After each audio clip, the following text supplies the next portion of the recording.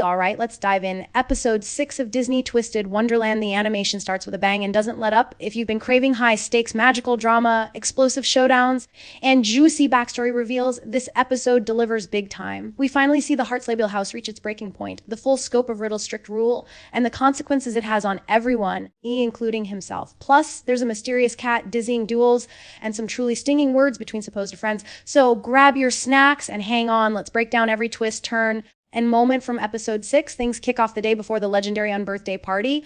Ace is impatiently waiting to get free of his magical collar, the punishment device that's been clamped onto him for breaking Heart's-Labial's strangely specific rules. The mood is tense. Ace and the others are clearly exhausted from trying to meet the dorm's endless regulations. From Trey and Cater, the more reasonable upperclassmen, there's a flicker of sympathy, but little power to actually help. The whole system feels stifling, bordering on ridiculous. Night falls, Grimm snores away, and you, the protagonist, has a bizarre Alice in Wonderland-style dream of the Queen of Hearts ordering multiple off with their heads, sentences, only for you to wake unsettled, worried that this dream might be a bad omen for what's to come.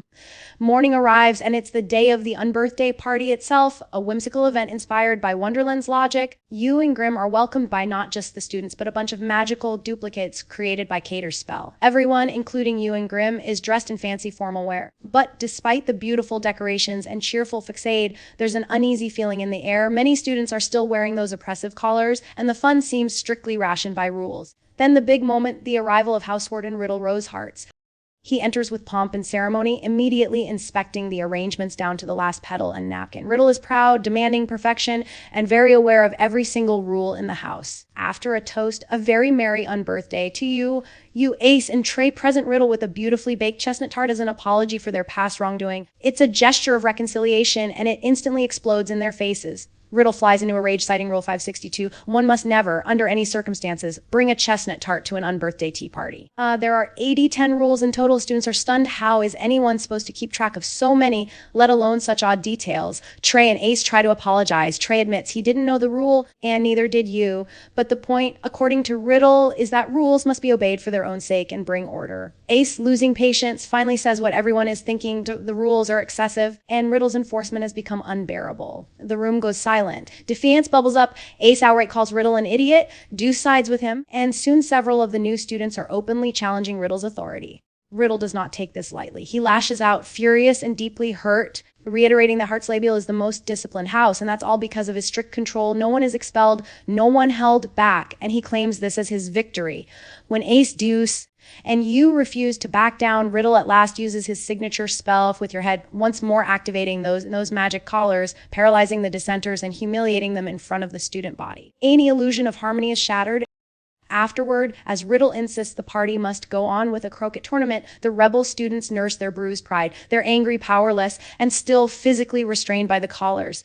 It's clear now that Riddle has become a full-blown tyrant in the eyes of many, obsessed with rules above relationships. Then, to crank up the weirdness and suspense, a mischievous stranger appears. Artemievich Pinker, otherwise known as Chenya, talking Cheshire Cat type figure in this world. Chenya drops cryptic hints that Riddle's controlling nature goes back to childhood, and that Trey, of all people, knows the real story. Now the questions start to build. What happened to Riddle to make him like this? And can anyone save him or the house from this spiral? The group finally finds Trey, who's weighed down with guilt for his part in everything. When confronted, Trey opens up. Riddle's upbringing was brutal. His mother, a renowned magical healer, scheduled every moment of his life, dictated every meal, outfit, and friendship, all in the name of perfection. Riddle internalized this, believing absolute discipline makes someone good and successful. Trey admits he feels like he failed Riddle as a friend, never standing up for him or offering the support he needed, especially as he could see Riddle's isolation and pain growing.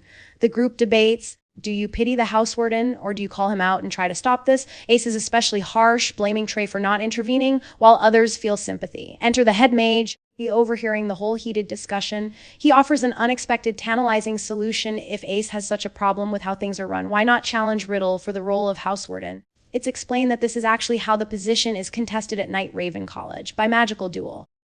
For Ace, Deuce, and everyone sick of the collars, this is their best shot at finally ending Riddle's reign. News of the duel spreads, and everything moves fast. The dueling ground is set.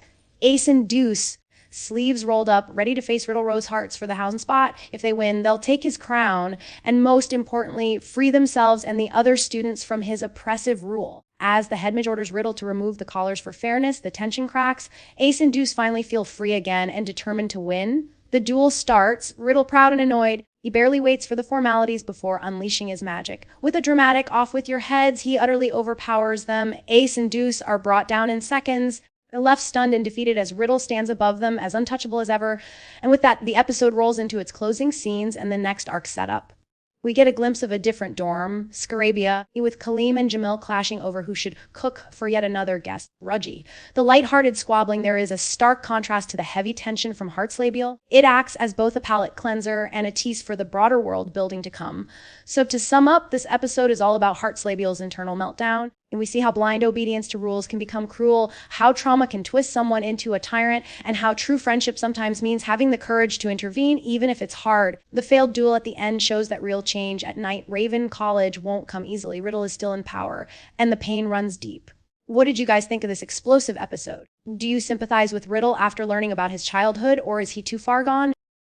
Should Trey have done more, or was that an impossible ask? And where do you see the story going now that the rebellion has started but failed? Drop your thoughts and theories in the comments. Hit that like button if you enjoyed the recap, share with your Twisted Wonderland crew, and don't forget to subscribe for more deep dives and episode breakdowns. See you in the next one.